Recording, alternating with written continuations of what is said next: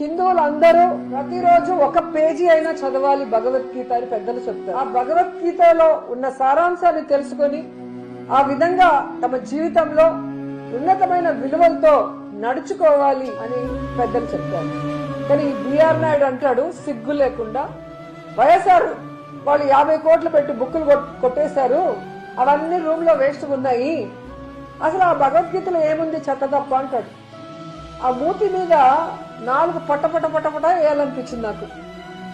ఎందుకంటే అలాంటి వాడు TV5 లో అసభ్యమైన వాటిని చూపించే మెంటాలిటీ ఉన్నవాడికి, అవి చూసే మెంటాలిటీ ఉన్నవాడికి, అవి చేసే మెంటాలిటీ ఉన్నవాడికి భగవద్గీత గొప్పదనం, భగవద్గీతలో ఉన్న సారాంశం ఎలా అర్థమవుతుంది?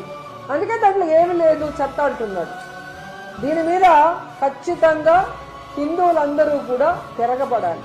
ముఖ్యంగా బీజేపీ వాళ్ళు, ధార్మిక సంస్థల వాళ్ళు, సంఘాల వాళ్ళు, అలాగే హిందూ సంఘాలు కూడా ఈ బిఆర్ నాయుడు మాట్లాడే మాటలకి స్పందించాలి, బుద్ధి చెప్పాలని కూడా నేను కోరుకుంటున్నాను.